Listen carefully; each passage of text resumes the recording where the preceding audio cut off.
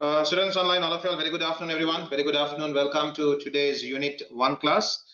I hope all of you all are keeping fine, doing good. Everybody, the plan today is we have a small part in topic 3 to complete. Topic 3, part 3 plan is to complete it today.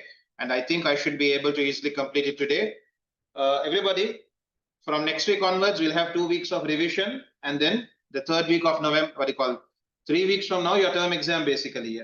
You understand what I'm saying, right? Everyone look over here. Let's have a look at this area.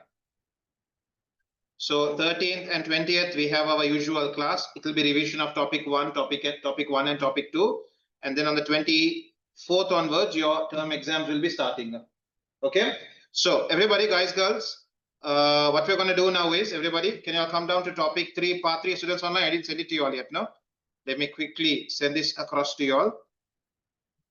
Topic 3, part 3, drag and drop and send it. Okay. It's a relatively easy part, everybody. Can everyone come down to page number 4 of topic 3, part 3, sharing personal data online. Almost all online systems, guys, I can't think of any that don't. So I'll say almost all online systems track something of you. Is it clear? Track some sort of personal information about you.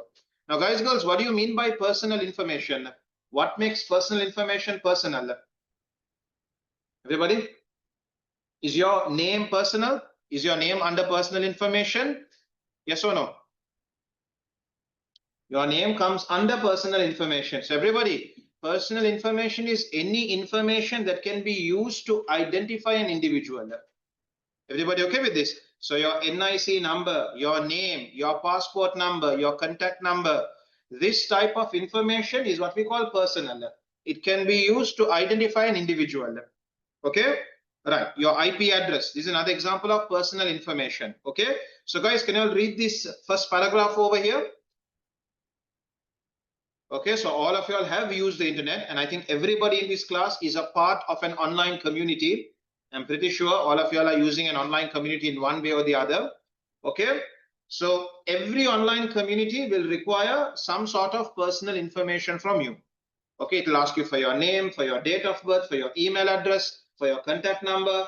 And then if you have the app on your phone, it will ask you for even more information. Like what? We want access to your microphone, access to your camera, access to your contacts, access to your keyboard, isn't it? So these platforms start collecting lots and lots of information about you. Can you all read the bold words? Even simply sharing your name on social media. You could say, you know what, I don't post anything, I only use it.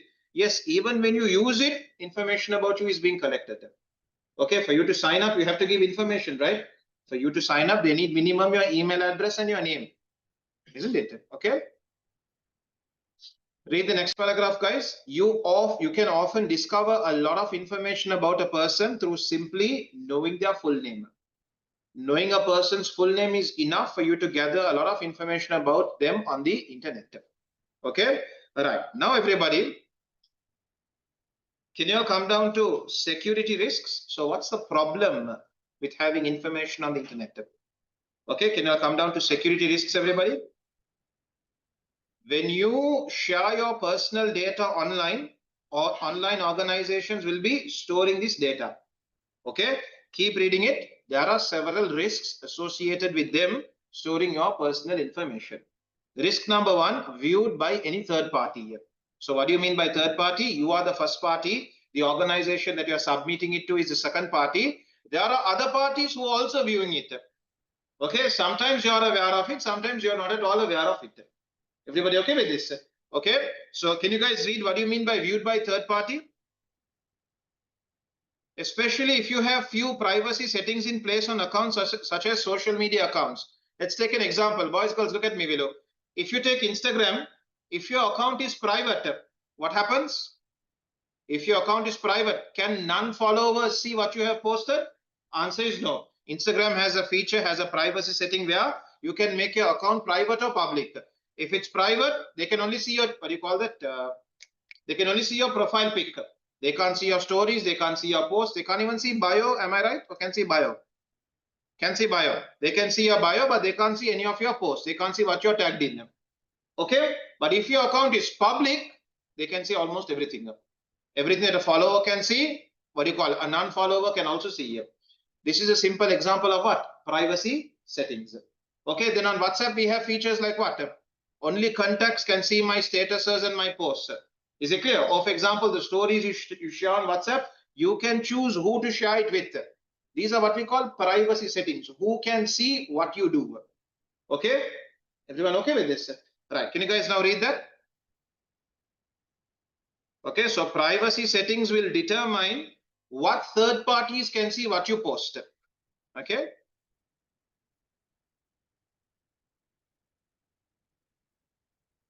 Okay, so if your privacy settings are very low, it becomes very easy for people to do what? When your privacy settings are low, anyone can see what you post. So what becomes very easy? Sorry, not hacking. They can see what you post.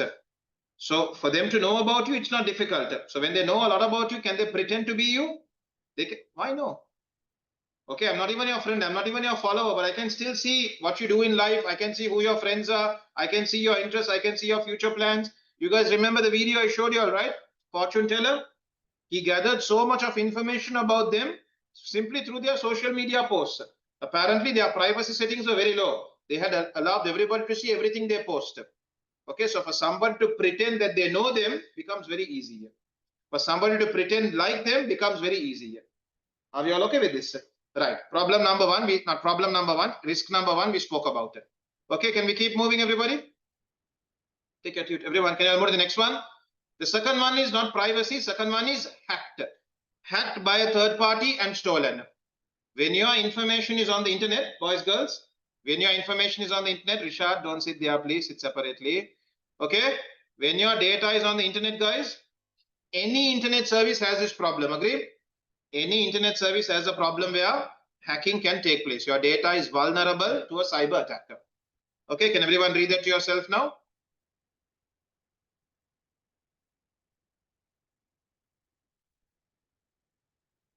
So somebody could break into your account and use your account to carry out what you call crimes. Okay, or somebody could access your account and then blackmail you if you want access back to it.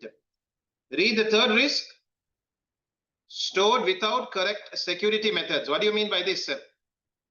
This is not your problem. This is whose problem?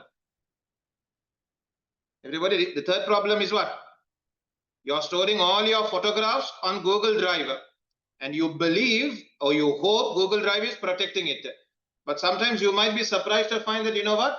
Google Drive is not using proper security methods to protect your data. Everybody okay with this? So what happens? Your data gets stolen. Your data gets compromised because I'm just giving you all an example. Okay, I'm just telling you all. For example, everybody, all Android users, where do we back up our photos? On Google Photos, and we just hope that they are doing everything that they can to protect it. But sometimes they too could, what do you call, not have proper systems to protect your data. Okay, can you guys read the third problem? Stored without correct security methods, which could easily lead to a data breach.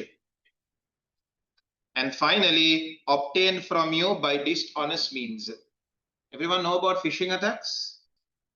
In O level, you already learned about phishing attacks. What are phishing attacks? Happens through what? Email or not websites. That is farming. Phishing happens through email, SMS. It might be a phone call. Phone call is very rare because phone call means one by one they have to call. No, too time consuming. So generally they use email where they can send one email to 500 people. So what happens in a phishing attack?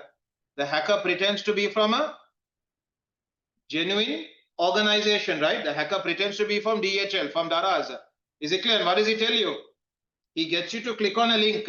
Okay, he will, what do you call, encourage you to click on a link. He might tell you, for example, Daraz is giving 90% off on anything you buy. Click here to start shopping. So what do you think? You think it's a genuine email from Daraz. You think it's a genuine SMS from Daraz. Boys, are with me? Okay, so what do? You click on the link. When you click on the link, where are you taken? When you click on this SMS link, where are you taken? You are taken to a website that looks just like Daraz. It's not the real Daraz site. If you carefully read the URL, it will be a different URL. Okay, but the website looks just like Daraz. And you have no idea, right? You're all excited, 90% off. What do you start doing? You start adding as much as you can to your cart. Okay, and then what do? You go to checkout. In checkout, what do you submit? Your credit card details, your delivery details. The moment you click on submit, the moment you click on place order, who does it go to? It all goes to the hacker. The hacker now has your credit card details. The hacker now has your shipping details. You get it, guys? Now he can easily blackmail you. He can easily message you pretending to know you because he has all your personal details. Sometimes they don't give a link. Sometimes what do? In phishing attacks, not always is link provided. Guys, have you gone through your junk email? I took one to show you all in today's class. Sometimes they don't ask you for what? They don't give you a link. Sometimes they ask you to. Come on, guys. Sometimes they'll ask you to simply respond. Okay, so for example, they'll send you an email saying from DHL, your package is on the way. Okay, there has been a small issue. We don't have your delivery details. Reply with your delivery details so we can deliver your package. Now you have never ordered anything, but your curiosity gets the better of you. And what do? You reply with your delivery details. Or you get an email saying what? I'm going to die. I have 1 billion in my bank account. I want to transfer it over to you. Okay, so please send me your bank details so I can transfer it over to you. And what do some people do? Some people, from the 500,000 people the email is sent to, about 100 people will reply. Okay, they're like, wow, this person wants to say, we give it to me, and they reply with their bank details. Then next message comes, I'm about to transfer it, but there's a banking charge of $500, $600. You need to pay that because I'm giving the money to you. So what do some people think? I'm getting what, 1 billion rupees now? $500 is nothing. You know what? I'll pay it. After you pay it, you're never ever going to hear from the person. Okay, so everybody, can you all check this email? I kept it to show it to you all. Okay, I get so many from time to time. Can everyone read this? 1 second. Over here. So it says over here, your ATM, Visa, credit card loaded with how much? 8,500,000 or 8,500,000,000? Yeah, 8,500,000,000, right? Okay, no. 8 million. 6, 7, 8, no. So 85 million then, no? 85 million, isn't it? Anyway, whatever the amount is, can you all see this huge message over here? Dear beneficiary here. Okay, the moment you see dear beneficiary, they are addressing you by your name, you know something is wrong. This is an email that has gone to many people. Okay, right, can you guys read this? As a long message, I'm so and so working condition, blah blah blah blah. It has been confirmed that I'll zoom out. So if you all can read it, you all can read it, or I can zoom in here. Okay, I have so much of coming.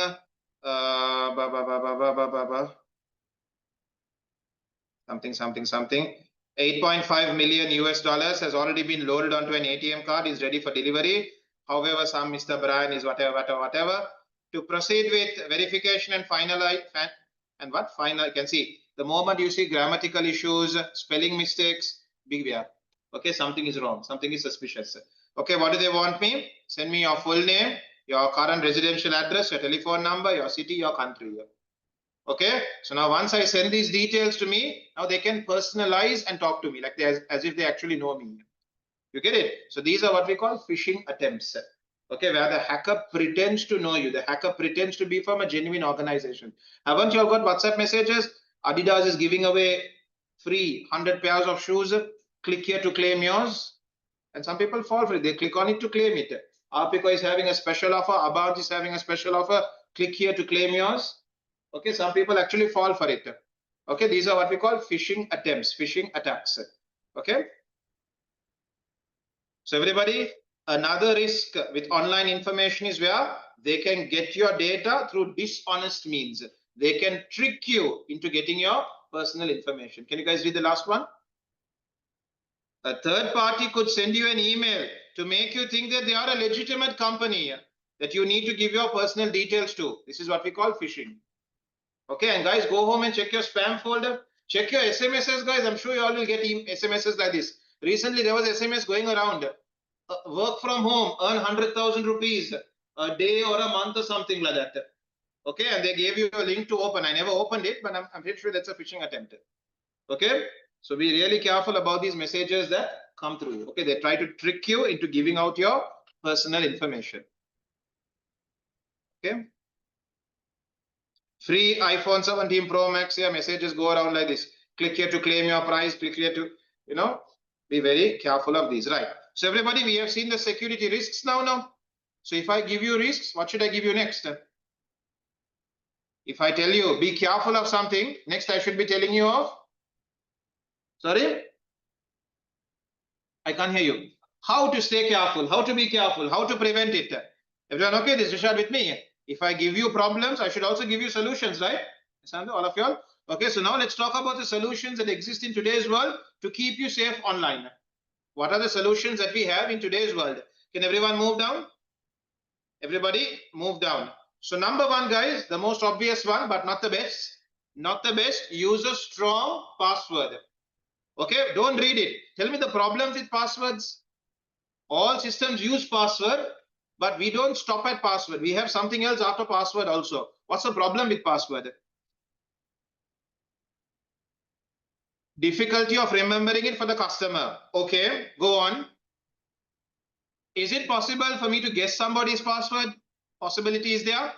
That possibility is there, right? It's possible. You can guess somebody's password. Is it possible for me to look over somebody's shoulder and see them typing the password? Possible, right? Is it possible that certain people may write down their passwords? Possible, right? So figuring out a password is not very difficult. Okay, which is why many online systems don't believe only your password. Normally, after your password, what do they ask you next? Sorry? Two-factor authentication. Because in today's world, password is not the most secure.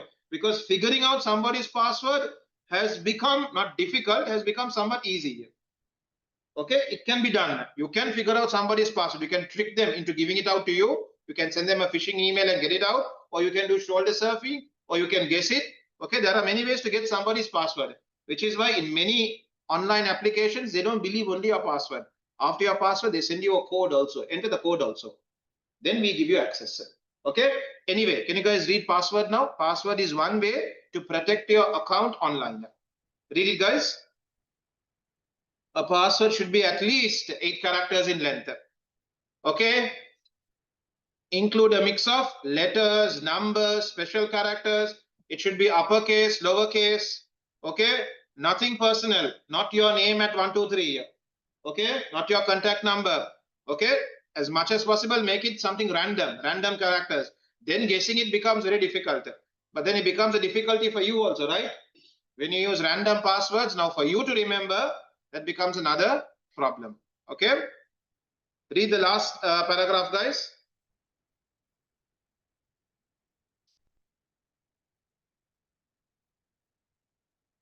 Let me see if I can find this article. You all read it to yourselves if I can find it.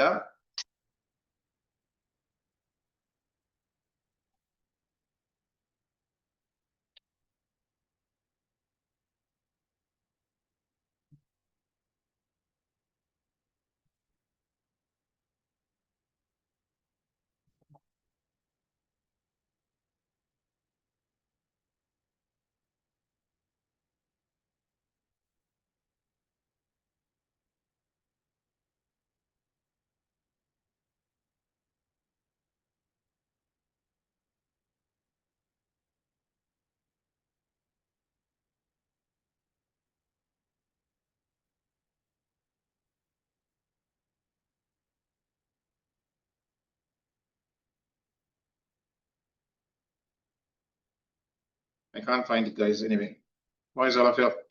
Everybody, I'm on all of you. Come on. Right, everybody, can you all go through password? Okay, so one way to protect your system, to protect your network, to protect your account is using a strong password. Okay, and what makes a password strong? I gave you all some characteristics. Okay, now if you look at online banking, guys, every 90 days we have to change our password. In online banking, certain banks, okay, certain online banking platforms, mandatory, you have to change your password. It's so annoying, you know that? Because you can't use a previous password again. You always have to use a new password. Every 3 months, new password. Okay, until you change your password, it doesn't allow you to proceed. Okay, for them, it's a security feature. For me, it's like, very annoying. I think all of y'all, okay there? Right, can you guys move on to the next one? Apart from password, you have another one called biometrics.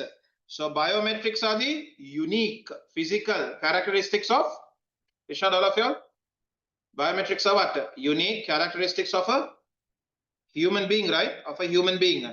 What are they? Your fingerprint, your face, your iris or retina, your voice. These are your biometrics. You can use these to log into a system. Okay? And what's so good about a biometric? A password, what's the problem we have? We can forget it, right? Passwords very easily, we can forget it. But do we have this problem with biometrics? The problem of forgetting doesn't exist in a biometric. Okay, but the problem of injury exists. You can injure your fingers. You can have a cold and your voice wouldn't work. You get it? Okay. Can you guys read it now? So biometrics is where you use your unique physical or behavioral characteristics to identify you. Instead of typing a password, you can use your fingerprint or your face or your iris or even your voice. So passwords very easy to forge, very easy to guess. All these do not exist in biometrics. Only in movies they show you forging of biometrics. Only in movies. Okay, in real life, forging somebody's fingerprint is nearly impossible. Okay, only in movies they show you, that guy gives the other guy a handshake, and in that handshake he gets his fingerprint, and those are all movies only. In real life, trying to get somebody's fingerprint like that is almost impossible. Okay, so forging biometrics is quite difficult. Okay, so biometrics is a bit stronger, not a bit stronger, a lot stronger than passwords. Okay, all right. Then let's move on to the another method. Everybody, next, what do we have? Encryption. Haven't we already spoken about this? Encryption is where you, look at me. Encryption is where you scramble the data into an unreadable form. The moment you scramble your data, what's it called? Ciphertext or ciphertext. Your unencrypted data, your decrypted data, what do we call it? Plain text. We call it plain text. So guys, encryption can be applied in two instances. One, for data that is stored, and for is sent is past tense, no? Correct is sentence? While sending, while data is being transmitted, also you can encrypt it. While it's going from one PC to another PC, or when it's going from client to server, in between you can encrypt it. So nobody in the middle understands it. Everybody, encryption is the best. Encryption is solid. Okay, I told this to you all last time. Everybody, if my laptop has valuable data, somebody, when they switch on my laptop, they have to enter a password, no? So they won't be able to access the data. Agree? My laptop, I have put a password. Somebody switches on my laptop, they have to enter the password. What if somebody does something like this? They steal the laptop and they remove the hard disk and they go and plug in the hard disk somewhere else. Now can they read the data? Now they can read the data. But if I encrypt my hard disk, if I download an encryption software and encrypt the data on my hard disk, even if they steal the hard disk and go and plug it somewhere else, what would they need? They would need the password. Even if they steal my laptop, remove the hard disk, go and plug into another computer, when they open the file, it will be all scrambled data. It will ask them for the password. Enter your password. Everybody okay with this? Guys, one more, I just remembered. Do you all know how to encrypt Excel files, Word files? No idea? I think you can do for Word also. I just have a document over here. And let's say, for example, I have a fear that, you guys might mess it up. Okay, you guys might steal the data, valuable data I have over here. So when I come over here, file, save as, I'll make a copy of this file, browse. Now look here. I'll keep it on the desktop and I'll just say Excel lesson plan. I'll just say encrypted below, encrypted. This is Microsoft Office offers this. Okay, not all softwares have this. At the bottom, can you all see over here I have tools? You all can't see, no? Everybody, can you all see over here I have tools? So when I come to tools, I can say, you know what, where is it? General options are here. Everyone saw this? You can put a password to open the file. You can put a password to modify the file. These are basically encryption. What type of encryption would it be? The same password to encrypt, the same password to decrypt. Hence, symmetric key encryption. This is called symmetric key encryption. So everybody, if you put a password here and see the warning, okay, they'll warn you. You can't undo this. You better remember the password because you can't undo this. There is no way you can undo this. Should I just show you here? I'll just put a password platinum below in simple letters, platinum. And I can't remember, I put M or not. Platinum. Now when I say okay, can you guys, if you lose or forget the password, it cannot be recovered. Okay, there is no way. So now I'll say platinum. Now the document will open. Okay, so I'll save it now on the desktop.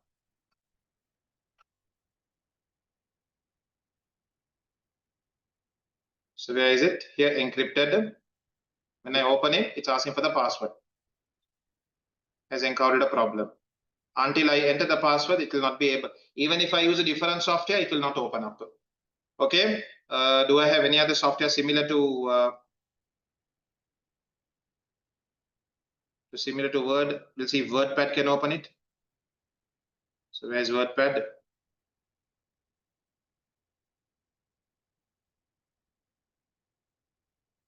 Impossible. WordPad is not there, no? No, I don't have WordPad. Okay. Everybody, every month the bank sends me a statement of my bank account. Is it clear? Every month the bank sends me a statement of my bank account in PDF format. That PDF document has a password. No matter what software I use it, I simply cannot open up the document because it's encrypted. Okay, I have to enter the password, then only the PDF document opens up.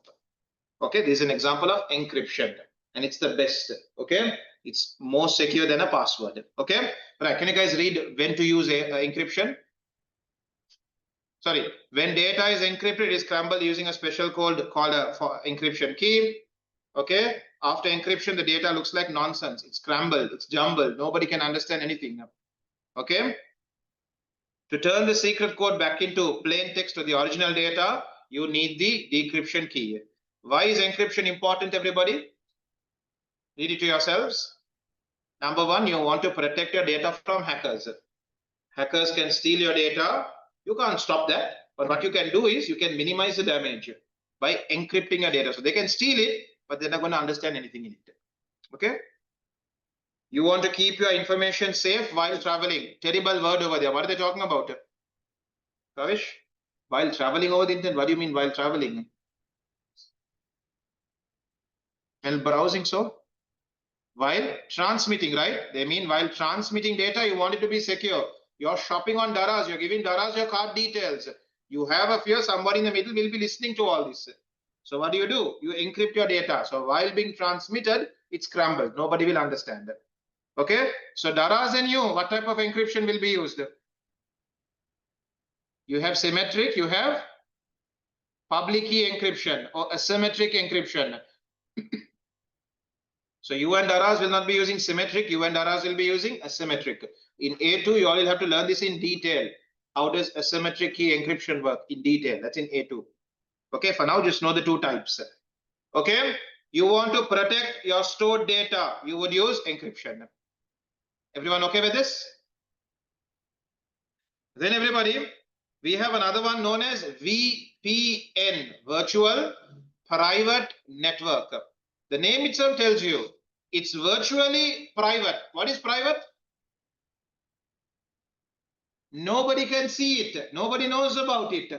Okay. So everybody now, I'm connected to Platinum's network.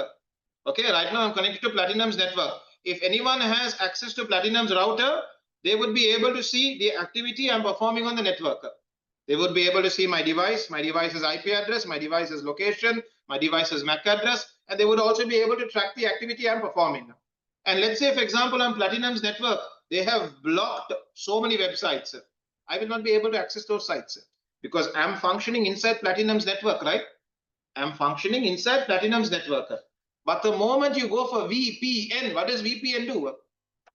VPN basically changes your location. So it doesn't say you're using Platinum's network. It says you're using a network in Spain. You get it? It virtually modifies your network. So now whose rules are you following?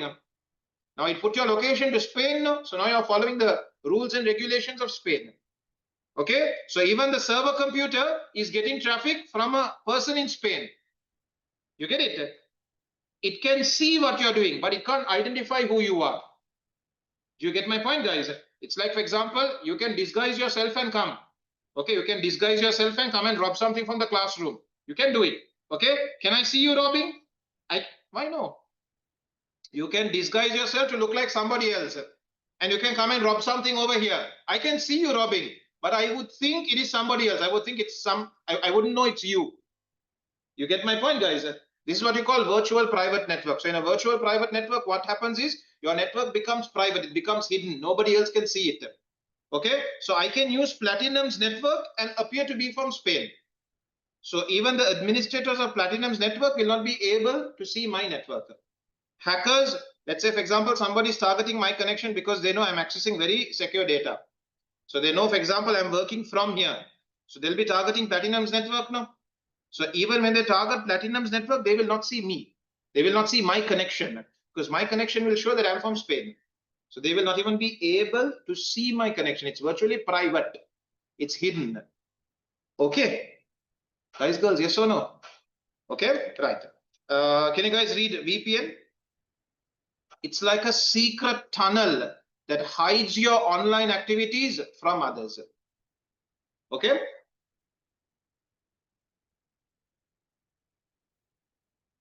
So everybody, how does VPN improve security? Number one, it encrypts all your data. VPN encrypts everything being transmitted.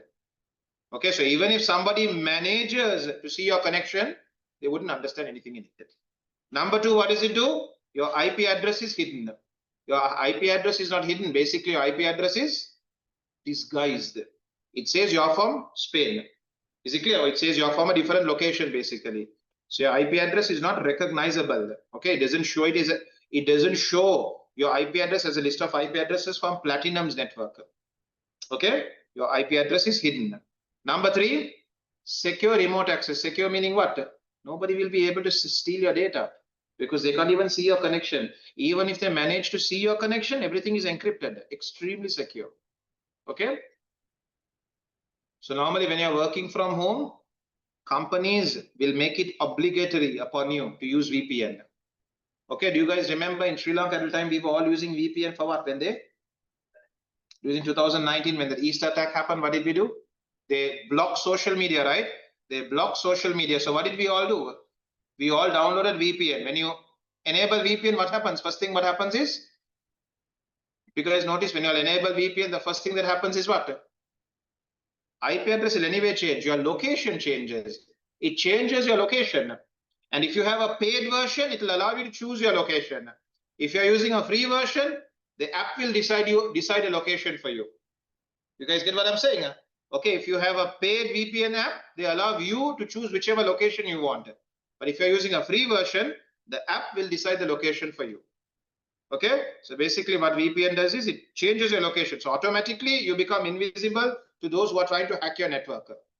Okay, so normally companies where they have employees working from home, employees accessing company data, they are a bit worried. They will tell employees, whenever you're accessing company data, whenever you're accessing our server, join it on a VPN connection so nobody else can see you or hack you. And even if they try to hack you, they wouldn't understand it. Okay, read the last one. Protects on public Wi-Fi. What is public Wi-Fi? You have private Wi-Fi and you have public Wi-Fi. Everyone has access to it. Not a good answer. Okay, I'll ask you one more thing. You have open Wi-Fi, you have public Wi-Fi, you have private Wi-Fi. What is open Wi-Fi?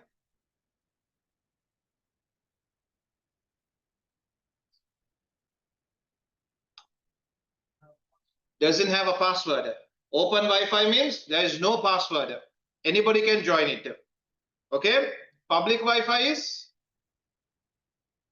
we can request as in, it has a password, but the password is made available. Like you go to a cafe.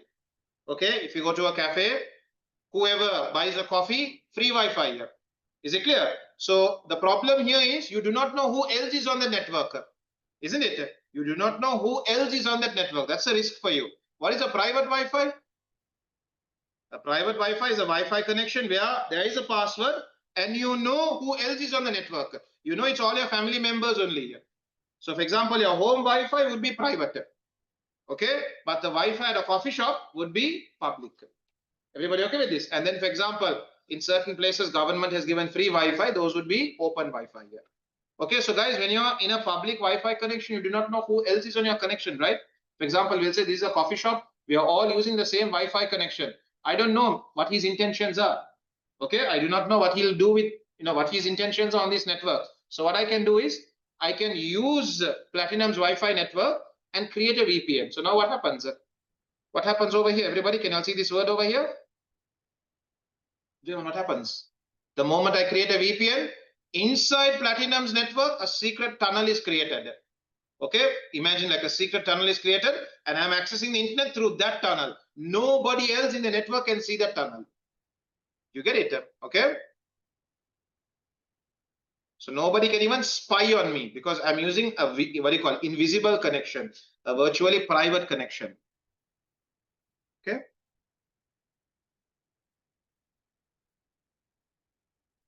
Everybody okay with this? So far we have seen three things to secure yourself. Number one, put a password. Number two, put biometrics. Number three, encryption. Number four, VPN. Okay, shall we keep moving? Everybody, let's keep moving. Can you read the next one? Next, we have something called firewall. We have spoken about this earlier. Your firewall is just like your security guard. What does the security guard do over here? As you guys walk in, he's checking your bags.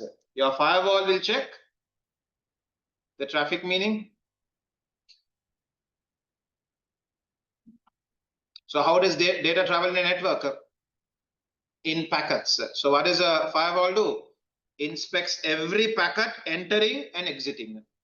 Okay, so you will have a list of rules you have told your firewall. Allow this, don't allow this. You will have a list of rules. So a firewall will compare every data packet with your list of rules. Okay, it's just like a security guard. You keep it at the entrance of a network. Okay, can you guys read it now? Its main job is to control what data is allowed to enter or leave your device or network. So a firewall checks all data coming in and going out. It compares the data against a set of security rules. If the data looks safe, it is allowed through. If the data looks harmful or suspicious, your firewall will block it. Okay. So what does a firewall help to do? Firewalls help to stop hackers from accessing your computer or personal information, block malware or viruses, prevent unauthorized access from taking place. Somebody is trying to hack into your network, break into your network. A firewall will stop it. Okay.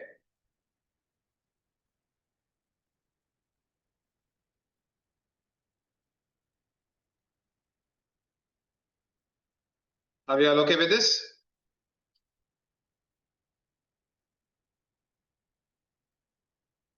Shall we see another method? There are two more methods we have. Okay, we have two more methods. What's the next one? Thoroughly checking emails and URLs. What are we talking about here? Thoroughly checking emails and URLs because you could be a victim of phishing, right? You could be a victim of phishing. You received an email saying it's from Daraz. The link looks very similar to Daraz. Everybody look at this example here. In your excitement, guys, do you guys ever read the links? You all don't read the links, right? Imagine you get an email, you get a URL like this.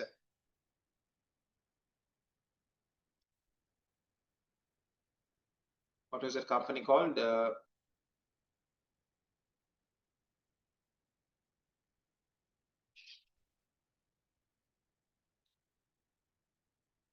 forgot the name of that company. It was called.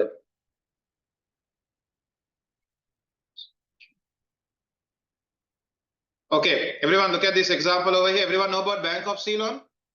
Okay, so www.boc.lk. Everyone saw this URL?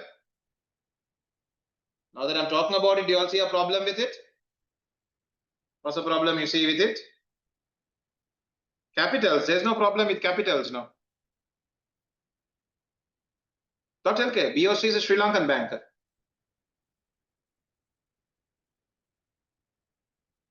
Come on, no problem with this?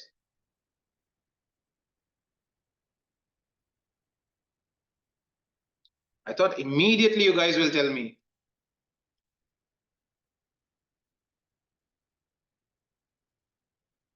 Now do you all see the problem?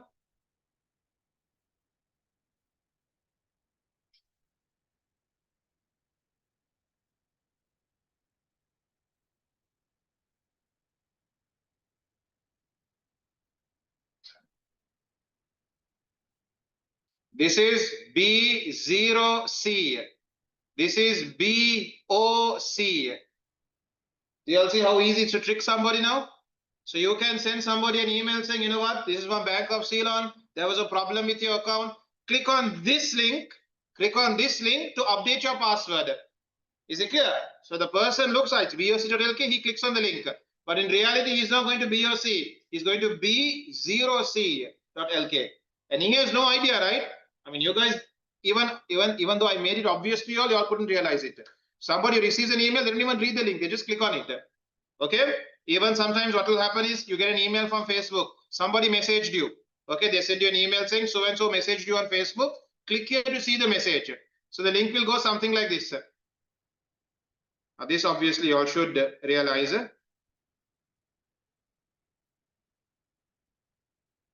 I don't know, something like this maybe. Okay, do you all see a problem here? You all can see there are 3 O's. That's because I'm telling it to you all. But in your excitement, somebody has messaged me. You know, somebody has messaged me. I need to see the message. You wouldn't look at the URL very carefully. And sometimes they purposely make the URL very long. So you wouldn't notice the mistakes in it. Okay, so be very careful, guys. When you go onto websites, check the URL. We have phishing. We have one more. Farming. Very good. How does farming work? Phishing is you have to click on the link now. How does farming work? They change in the URL. So while you are trying to access a legitimate site, what does the hacker do? He redirects you to a fake site. Who remembers how this is done? When you type a URL, who are you talking to next?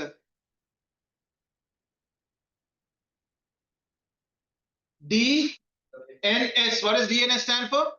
Domain name server. So what does a domain name server give you? Gives you the IP address of the URL that you requested, right? So what does the hacker go and do? He goes and modifies the DNS server. Is it clear? So for the URL that you have requested, he gives you a different IP address back. Is it clear? And he makes it look very similar to the original site. So you requested for BOC, but B0C loads up. And you have no idea, the same yellow color, the same logo, the same pictures, the same username, password is there. You have no idea it's a fake site. You put your username, password, you press enter, it goes to the hacker. Everybody okay with this? Because this has become so common, websites, banking apps don't believe only your password. What do they do next? They also ask you for your OTP because they know it's so easy to trick somebody into getting their password, which is why they all use OTP now, two-factor authentication. Okay, so guys, you have phishing, you have farming, which is why regularly check the spelling of your URL. Okay, everyone, be very careful about the URL that you are on. It should match your expectation. Okay, even I and L, very easy to trick people. Okay, so everybody, what is it? Laksapan.lk, for example. Okay, if I take capital I, sorry, Laksapan, if I take capital I, looks exactly the same. You guys saw it. So very easy to trick users into fake URLs. Okay.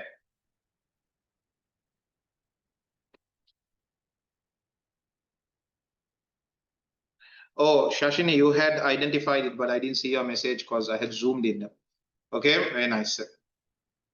Okay, so it's very easy to get scammed. Okay, so be careful. Thoroughly check the URL.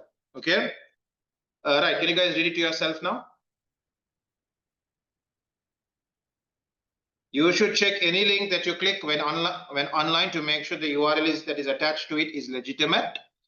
You can do this by making sure the URL is spelled correctly. and is the correct URL for the website that you want to access. Okay. Recently somebody sent me, I don't know, this font will show it to you all.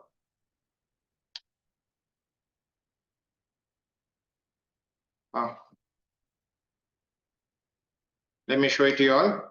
HTTPS, somebody sent this to me recently, www. I can't remember the example they give me. I'll give you a different example. HNB.lk. See if you'll notice a problem here. Not HNB. What's the bank with the M in it?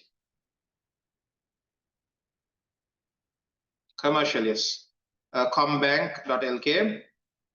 Okay, see if you'll notice a problem in this URL. I'll give you 2 URLs, one more. 1 second, there's somebody online who is. Anyway, combank.lk, and then there was another one. See if you'll see a problem here. https://www.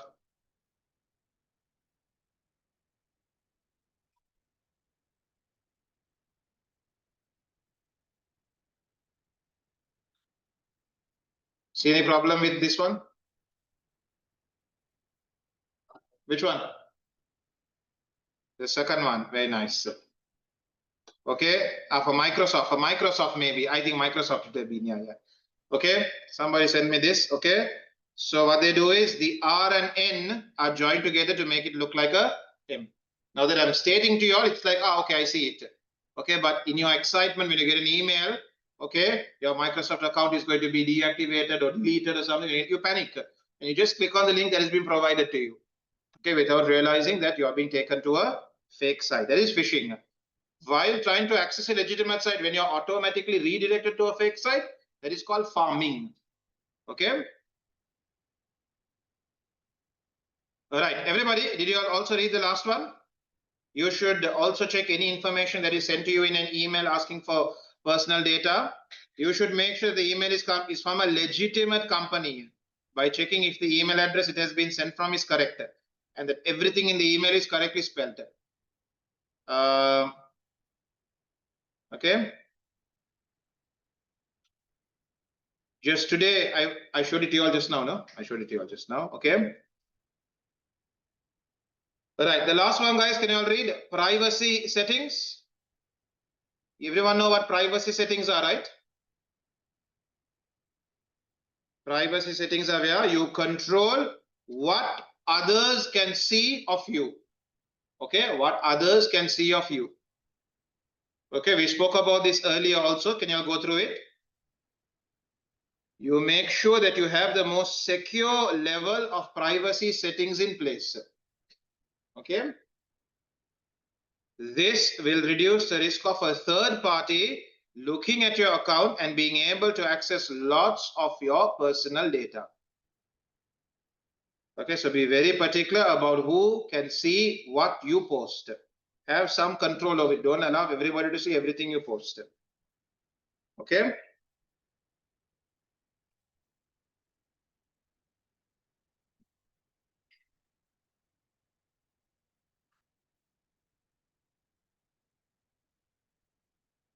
You should be very cautious about what personal data you share on social media.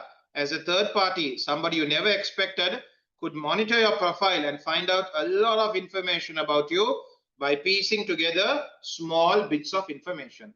Read the example I have given you all below, boys. Example below. Just by looking at the pictures you post, we can figure out your friends, we can figure out your daily routine, we can figure out your interests, we can figure out your future plans. Okay, it becomes very easy to pretend to know you. That fortune teller video, recall it, okay? That guy was able to gather so much of information about a person just from their social media posts. Have you all seen posts like this? Some people fall for it. They say what? I can't remember it also. Like, what is your rock band name? Or what is your rock, what do you call? As a musician, what do you call yourself? What is your... For example, they'll have a question like this. How to figure out the name of a rock band of your rock band if you had a band. Is it clear? How to figure out the name of your band if you had a music band? What do? Put your middle name plus your date of birth plus your, I don't know, the nickname that your friends call you.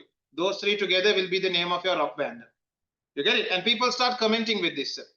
So people start commenting their middle name, their date of birth, and the nickname that their friends call them by. Simply, the hacker got this personal information about you. So now he knows. Normally, we don't create social media profiles with our middle name, right? We just put our first name and our surname. Now you gave your middle name also. You also gave your date of birth or your year of birth. You also gave the nickname that your friends call you by. You get it, for example. Okay, so they have various ways to get personal information from you. And some people fall for it. Okay.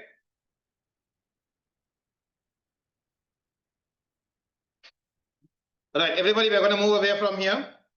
We have a very short part over here and then we are done. Everybody, can you all come down to the cloud? Everybody, the cloud. The cloud basically refers to storing data on servers, not on your local storage. Okay? And we are all using it.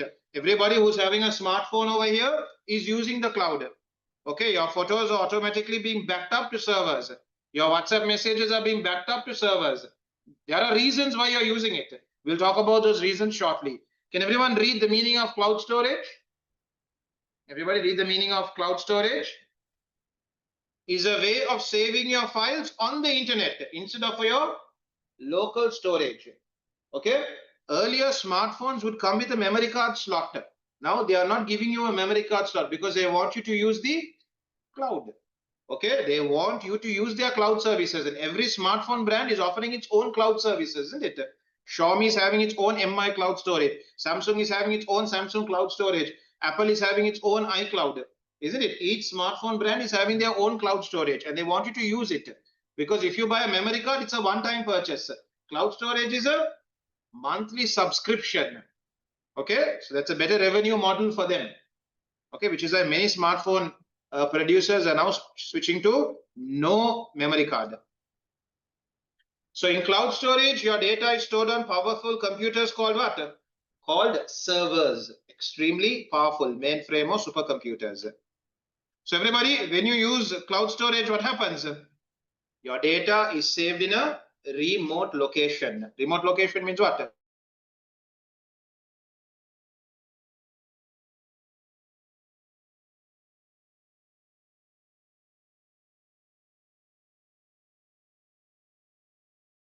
The car might be far away from you. Through a remote, you're controlling that car. Just like this remote servers means what? Through the internet, you're controlling these servers. Okay. Read the next one. You can access your files. This is the biggest advantage for us. Anytime, anywhere, any device. Isn't it? One of the biggest advantages of cloud storage is the flexibility, the convenience in it. Okay. Any device, anywhere, anytime, as long as you have an internet connection. And another benefit is what? Another reason is what? Who is responsible for maintaining it and backing it up and all that? The provider. You don't have to worry about anything else. You just have to pay your subscription fee. Okay, Richard, all of you are with me? Okay, as long as you pay your subscription fee, they will take care of all your data. Okay? Guys online, okay with this?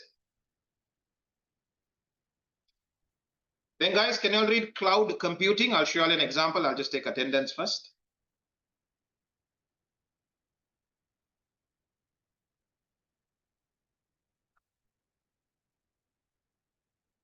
Read cloud computing, will you?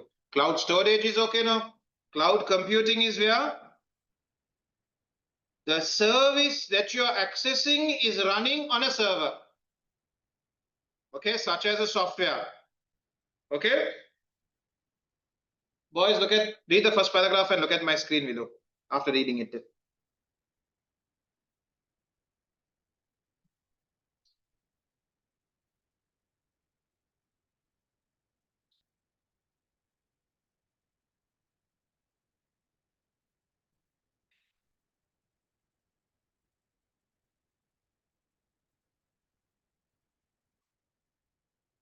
Everyone, this version of Microsoft Word is installed on my local storage. Can you all see? Blank document. It's installed on my local storage. It has been installed on my SSD. Okay. Right. Okay. Just see over here. Whether internet is working or not working, I can use this. Agree with me, no? Whether internet is working or not working, I can use this. Then guys, look here.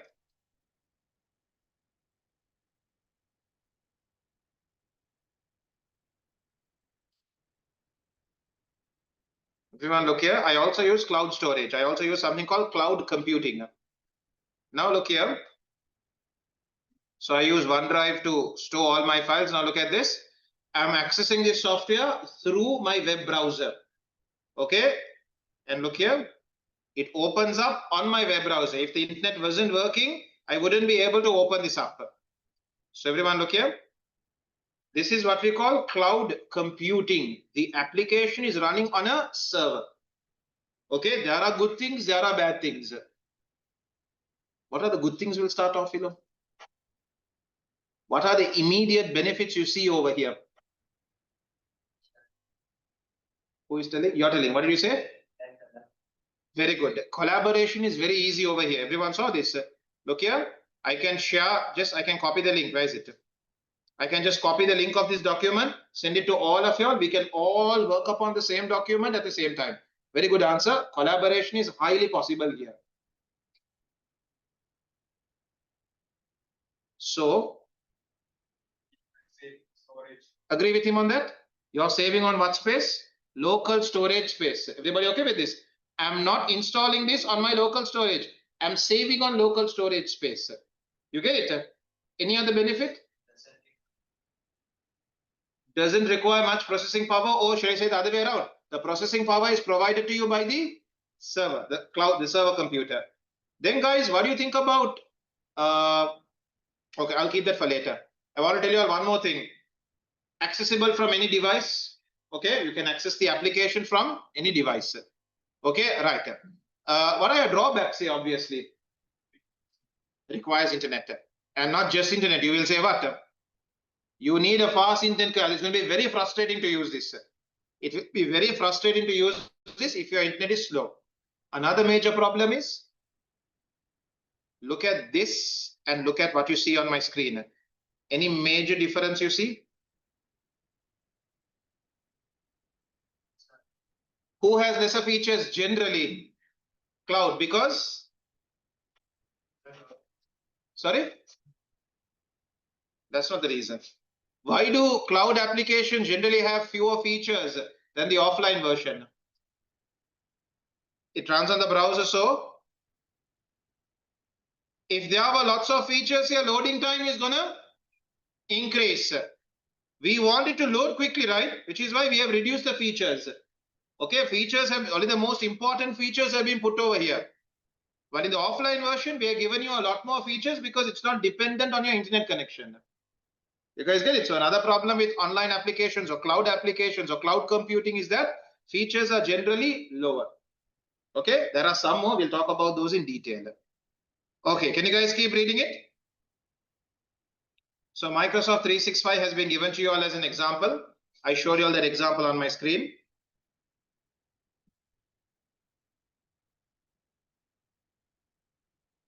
Another example is iCloud, Google Photos.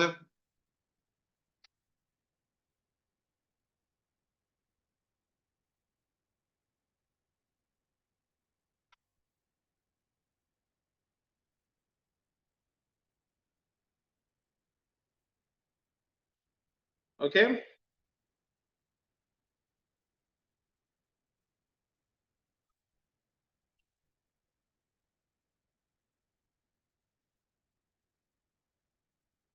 And guys, if you're done, can you all move down to the benefits and drawbacks? That's our last part of topic 3. And then we are done with topic 3.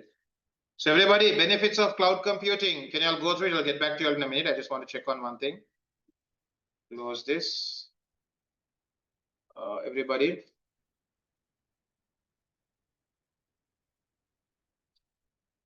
Kenneth was a rush.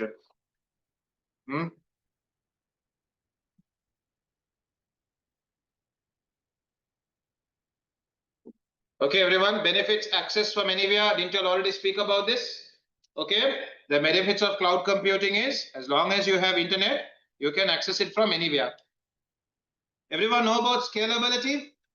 If your storage requirements increase, major problem for you. If your storage requirements increase, you need more space. All you have to do is increase your subscription fee, right? Okay, you don't have to buy new hardware, you have to do new configuration. None of that needs to be done. You just change your package. So it's very scalable. And let's say 2 months later, you change your mind, you want to go back to lower storage. Can you reduce your storage? You can. You can increase and decrease as you wish. It's very scalable. Okay. Cost saving because you don't purchase any hardware. You're only paying for what you use. But this can be flipped the other way around as well. After 10 to 15 years, if you calculate the subscription fee, it might be twice or thrice the cost of you actually buying a hardware device. Everybody else, you can write it both ways. The subscription fee over a long period of time could be very expensive. Okay, but you have to choose. Read the next one. Automatic backups. This is something I really enjoy. Whenever I make changes, automatically OneDrive is backing it up for me. I don't need to manually go and copy the changes and paste it. Automatically backups are happening for me. Read the next one. Easy collaboration. You can get multiple users from around the world to work upon the same document at the same time. Okay. Regular updates. What do you mean by this, guys? Do you have now in offline applications, you have to download the updates, right? In the apps in your phone, you have to download the updates. Agreed?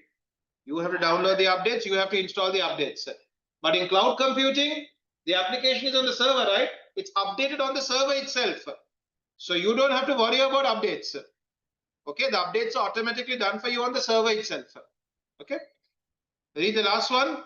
Environmentally friendly. How? How is it environmentally friendly? Instead of you buying your own hard disk and your own SSDs, what are you doing? You are using a shared hard disk, a shared SSD from a server. Okay. Environmentally friendly. Okay. Also, because of cloud computing, guys, hasn't traveling reduced a lot? Because of cloud computing, we have video conferencing, we have collaborative working where people can work from wherever they are located. Earlier, people had to travel to a particular location to work. But because of cloud computing, there's no need to travel now. They can stay wherever they are and work together. So when traveling reduces, emitting of toxic gases also reduces, right? Okay, that's what they mean over here. Okay, cloud computing increases environment friendliness. Can you guys come down to the drawbacks? Drawback number one, internet connection. Not just internet connection, you need a good bandwidth. Okay, a good bandwidth. Can everyone read it, please? You need a connection with a good bandwidth. Number two, security and privacy concerns. Didn't we speak about this at the beginning? You never know if the cloud provider is actually protecting your data properly. You are entirely dependent on them. You just trust them and hope on them. Okay. You really don't have control over the hardware or software being used. Then guys, servers can go down, servers can crash, servers can stop working. Your data is going to become inaccessible. Okay.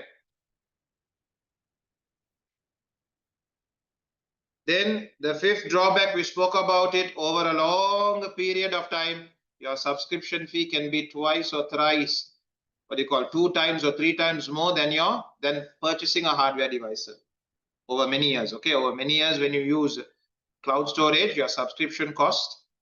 Okay. Number 6, you're dependent on the provider. If OneDrive decides to shut down operations tomorrow, I'm in big trouble. Okay, if Android decides to shut down, Google Drive decides to shut down operations tomorrow, many of us are losing valuable photos and videos. Agree? Okay, so we are entirely dependent on them. Okay. Anyone understands the last drawback? Legal and compliance issues or what?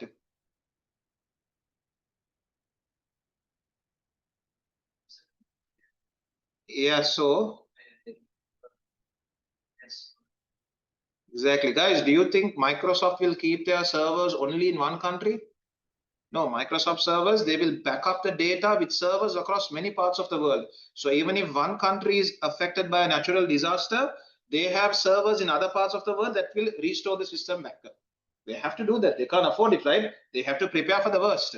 So even if an entire part of the US is affected, they should still be able to resume operations. So they will have servers all over the world. Now, every country doesn't have the same data protection laws. Every country has different data protection laws.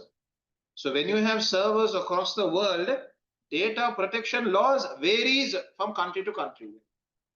Is it clear? So sometimes these data protection laws can be a problem when it comes to cloud computing. Okay? What one country protects, another country may not protect it. You get it? Okay? The US might be protecting all data. But for example, the government in India, they don't have such a law when it comes to protecting data. Okay, so customers would feel, very uncomfortable in having their data backed up to servers in India. Okay, can everyone read that? Legal and compliance issues. Storing data in different countries. Why different countries? Because cloud storage providers will definitely distribute their servers across many countries. So even if an entire country goes down due to some natural disaster, an entire country has gone down, not to worry. I mean, it's a big loss, but not to worry. We can resume operations because we have servers in other parts of the world as well. Okay. Come on, everyone. Let's go through that. Legal and compliance issues.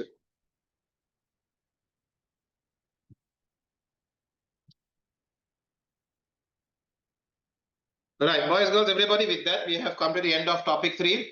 We have like 3 minutes more for a break. So what we'll do is we'll do question 2 and then take our break. Okay, everybody, can we all come down to question number 2? Question number 1, we'll do it after the break. Can everyone have a look at question number 2?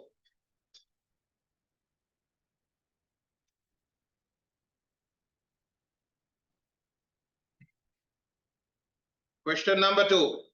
Some websites store customer data online. One risk to this data is something known as malware. Everyone, do you all know the meaning of malware? Malware means harmful program. Can you guys just note that down? Malware means harmful program. A program which is going to cause harm to your computer.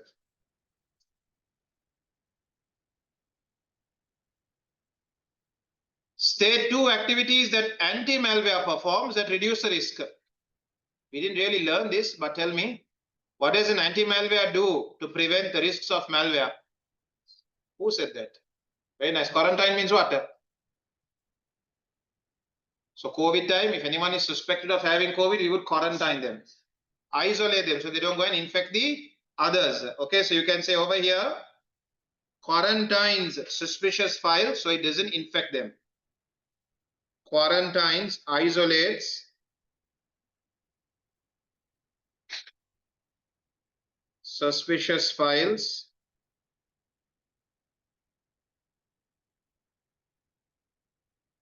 something else.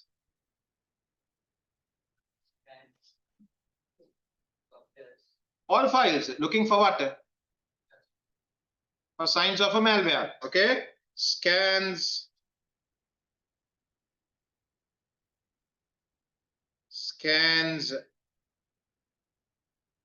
data files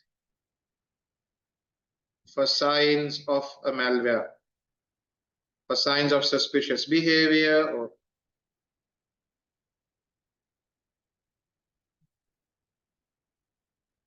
give me one more. It can, once it has detected a malware, it can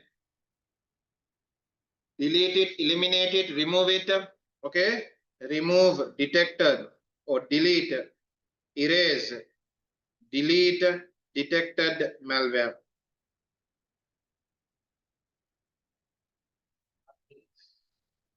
Update.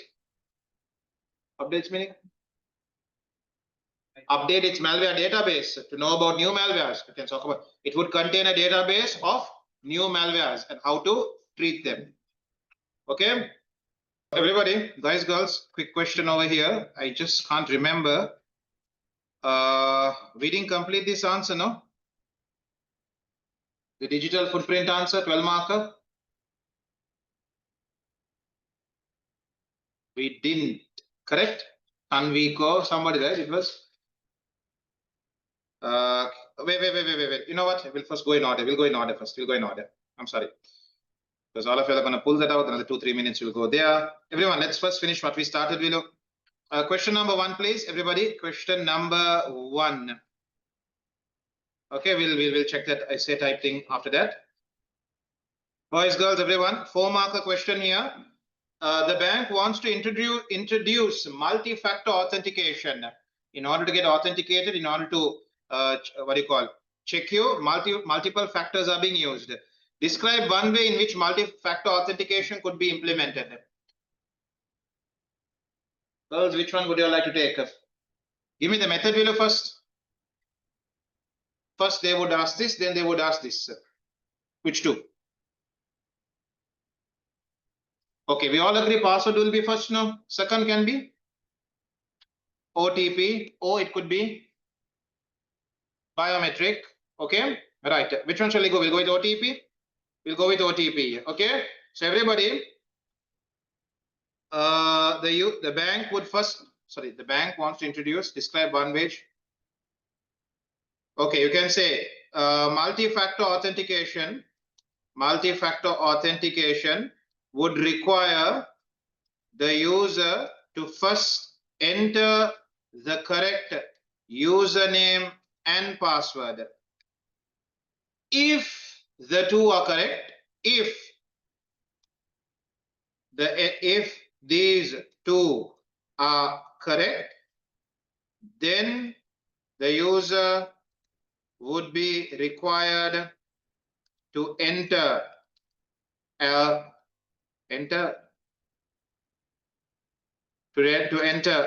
one-time password, OTP, okay, which would be either normally how is the OTP sent to you? SMS, which would be either sent via SMS or email, or via or instant messaging. I'm sure you got your 4 marks, but just tell me one more method they use. I showed you all a screenshot also.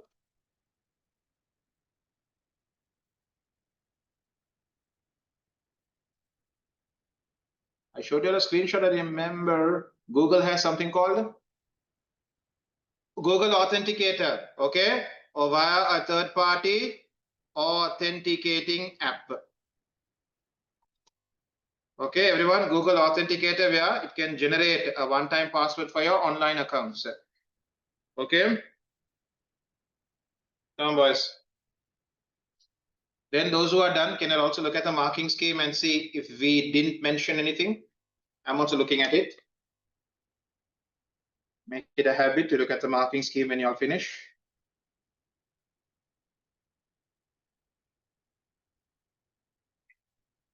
Marking scheme says nobody mentioned card, no?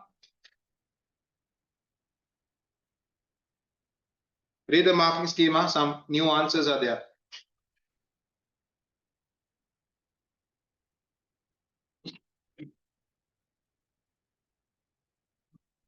What about the token, physical token we call it, or electronic token we call it. Yeah, you can mention that also.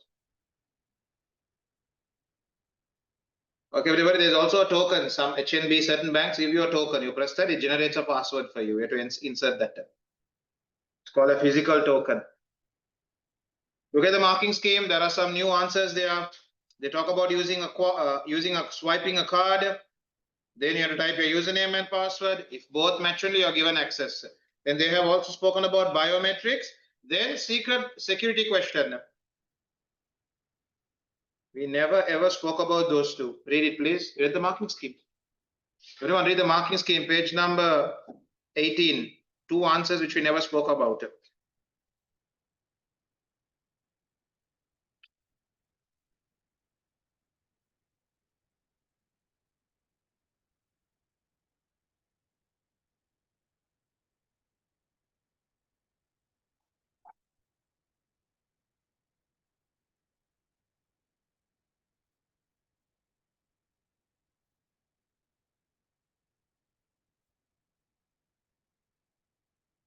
Give me 1 second, please. Something a bit urgent.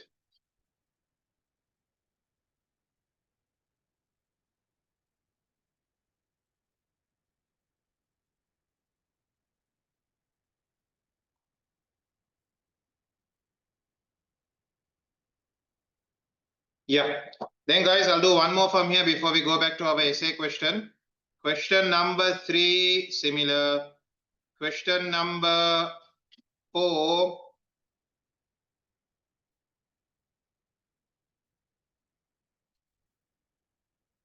No, question number 6, please. Question number 6. I will finish a essay type question, and if we have time, I'll come back here again. Question number 6, please. An online only bank needs to store large amounts of data about its customers. Each customer can generate many transactions every day.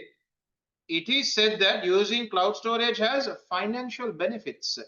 Explain 2 other reasons why the bank should use cloud storage. Financial benefit is already taken. What are the other benefits?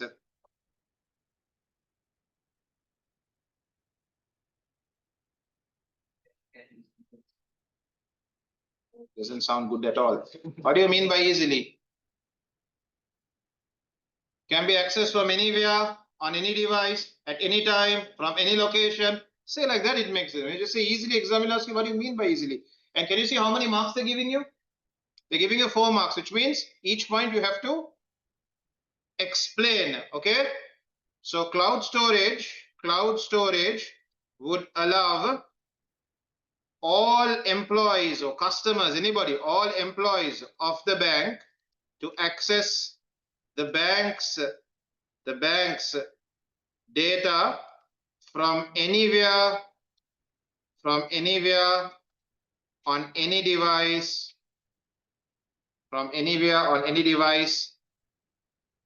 at any time. Something else? Shall we keep that as a last resort? How are you going to explain that answer? Eco-friendly is not wrong, but it's difficult to explain it, no? The bank could protect the environment. I don't like the answer. If you can give me a good wording for 2 marks, I'll take it. But now, for now, I'm finding it. Take something else, Willow.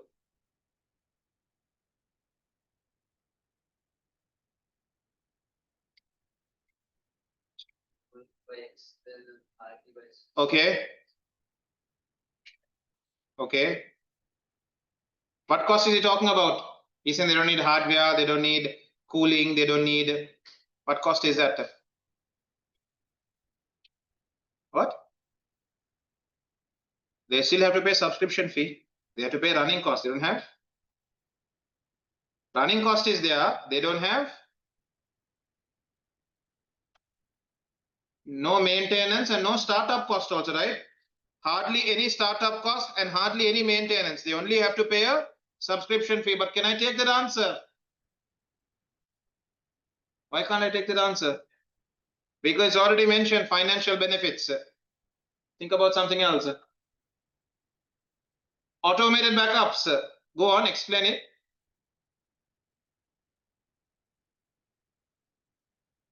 We mean the bank. The bank doesn't have to worry about backing up its data since the cloud storage provider would automatically back it up for them. Okay. The bank would not have to worry about backing up its data since the cloud storage provider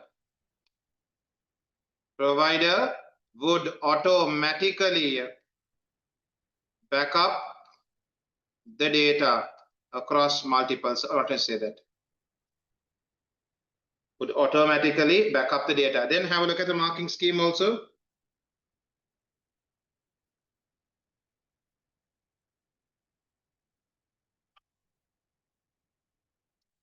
Marking scheme also, please. Nothing new in the marking scheme though. Scalability we didn't talk about now. As the number of customers in the bank increases, the bank can very simply increase their storage. It's very scalable. If the number of customers decrease also, they can simply reduce their storage. That we didn't talk about.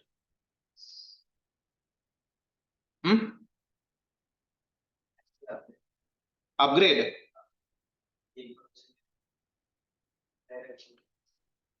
When you say easily, you must tell me what do you mean by easily here. You get it? Okay.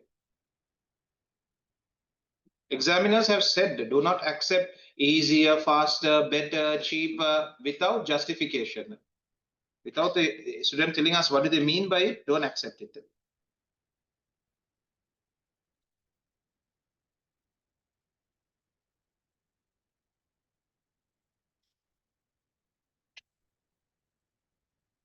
Okay. Guys, can you confirm on that footprint question? Have we done it? I don't think we have done it. We have only taken the mind map and not done it. Okay. So everybody, topic 3, part 2. Let's have a look. Topic 3, part 2. There is a major essay type question over there. Question number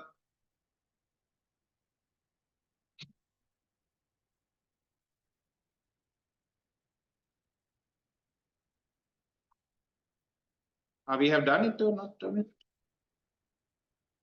Done it now?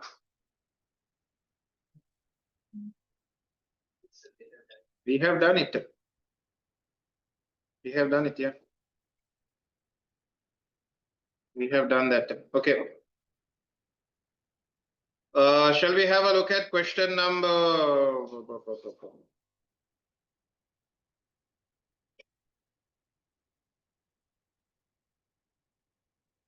Yeah, guys, what to do? Everybody, question number one more 6 marker. Where is it? Topic 3, part 2. Question number 8.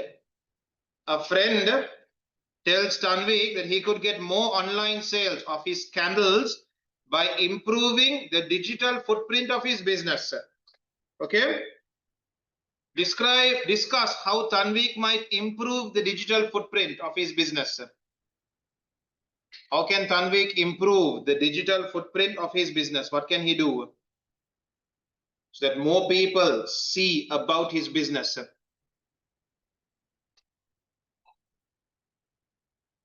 Okay, running ads where? Okay, we can talk about running ads. What else? Interact with his customers where? In the comment section. Very good. When customers comment, reply to those comments. Or for example, okay, that is one way of interacting. Another better I note these down, otherwise I'm going to forget it. So everybody, what did you tell me first? Running ads. Okay, running ads. Something else before you run ads, what should you do? What do you promote? You first, before you promote, you have to first. I want to promote that we sell a special type of candle. First, I have to do what? I have to first post it, right? You have to first post content. Then you choose which content you're going to promote. Okay? Post content. And obviously, this content should be related to what? Related to what he sells, right? Related to candles. Okay? Then run ads. Then interact with customers who follow his page, who comment on his post. Right, next.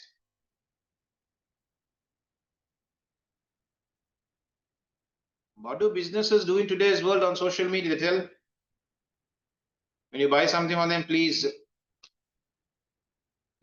scan this too. Review.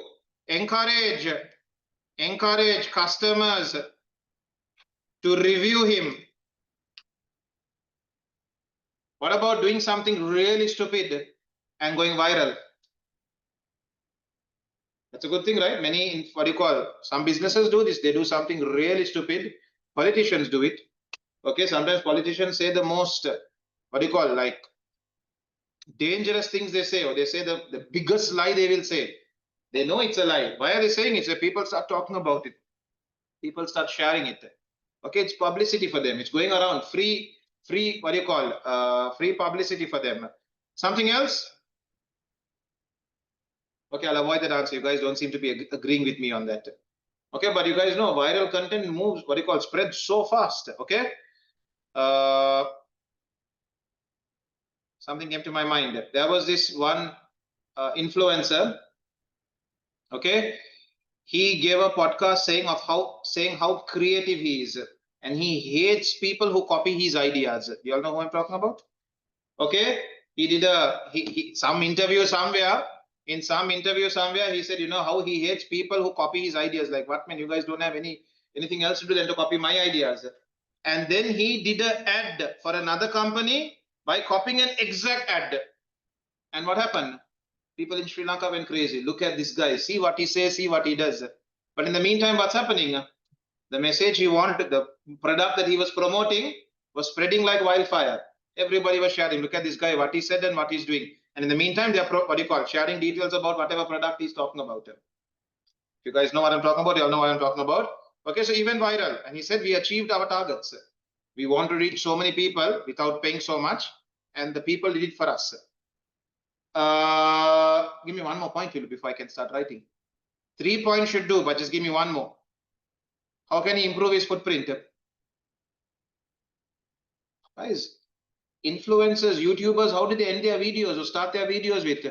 Do not forget to follow, subscribe, share, comment, all that, isn't it? Okay, encourage customers to review him. Okay, then for example, we can say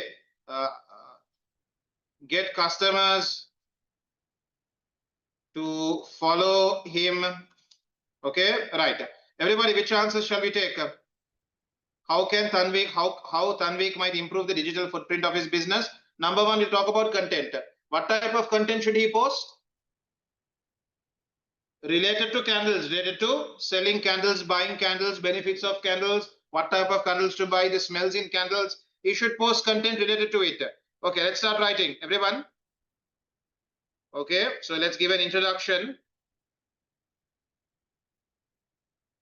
In order for Tanvik to improve his digital footprint, he must do the following. Okay, he must post content on social media. He should post content on social media platforms, or don't say social media, say online communities. He must post content on online communities,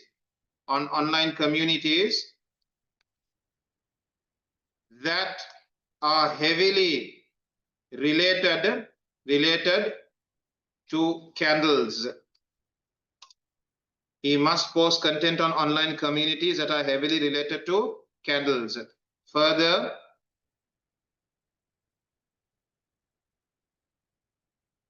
he must post content on online community. His posted content should very clearly show him as a what?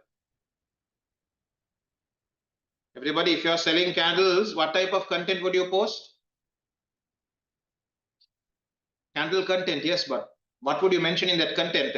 Would you just say buy this, buy this, buy this, buy this? You won't just say buy, right? What would you say? Listen carefully. We are talking about posting content. Rishad, are you with me? Okay, we're talking about posting content. You won't just keep sharing products that you're selling now. If you only talk about selling, customers are going to lose interest in you. Instead, what would you do?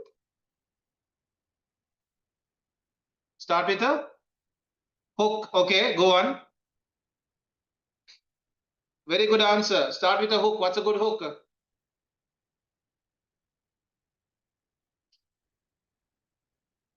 Everybody?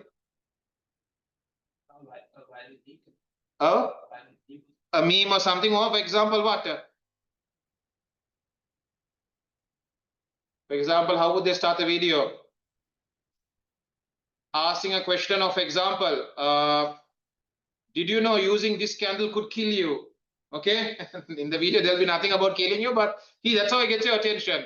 Or for example, using this candle, the smell of this candle could make you the dash man alive.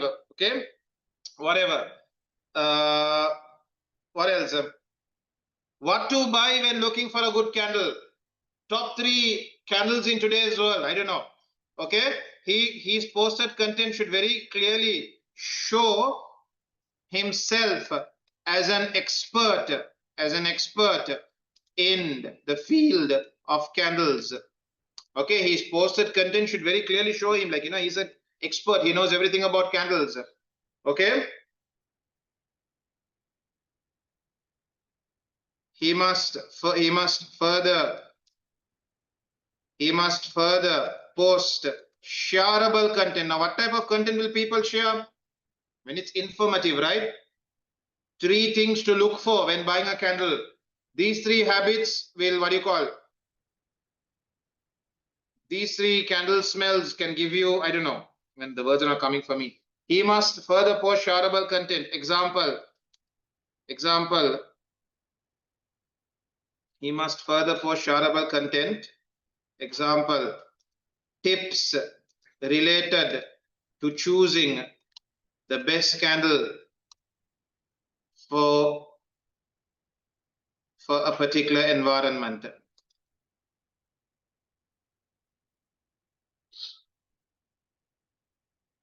Okay. So number 1 is he should post content related to what he sells. Next, what shall we talk about?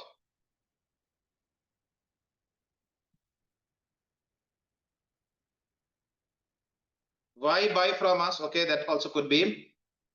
Next, what should he do? Run ads. I'll keep it for last. Okay, interact with customers. Next,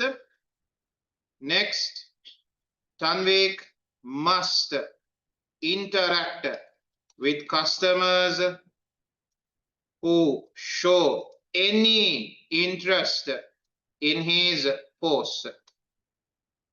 Okay, so how can he carry out this interaction, everybody? He can interact with them by replying to their comments, messaging them, okay, liking posts related to candles, and answering questions related to purchasing or using candles.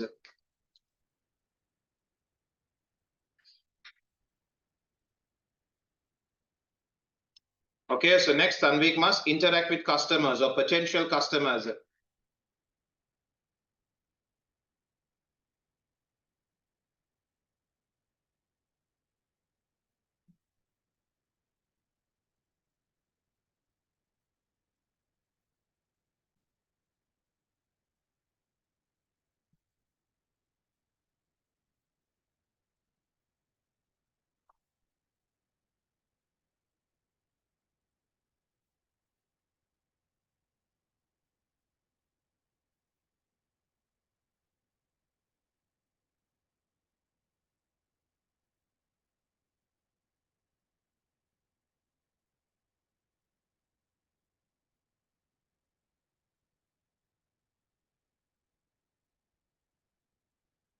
Next, what shall we talk about? The next third I want to talk about is encourage customers to review him, get customers to follow him. Okay. Further, he must encourage his customers to review his products. Okay, either on their own profiles or on Tanvik's business page. Okay, further he must encourage his customers to review his products either on their own profiles. They put a story promoting his product, or he tells them, you know what, come to our page and give us a review. Building a community, building a group, okay, for candle enthusiasts. Okay, further he must encourage his customers to review his products either on their own profiles or on Tanvik's business page. Okay.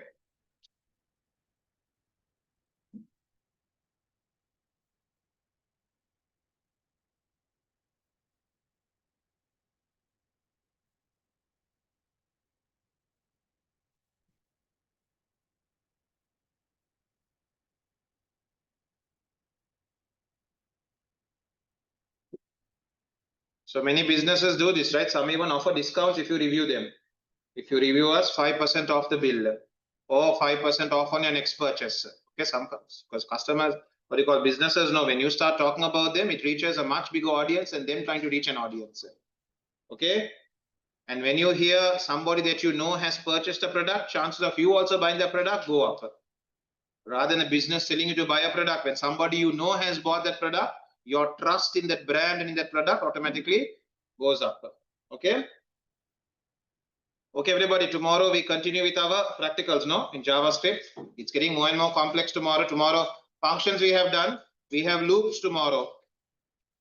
Please try, okay, and be physically present. Loops is a bit confusing, okay?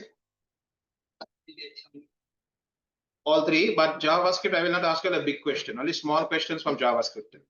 But HTML and CSS, a 20-mark question will surely be there. Okay, guys, until we meet again tomorrow, take care, stay safe, have a nice day, all of y'all, okay? Bye-bye.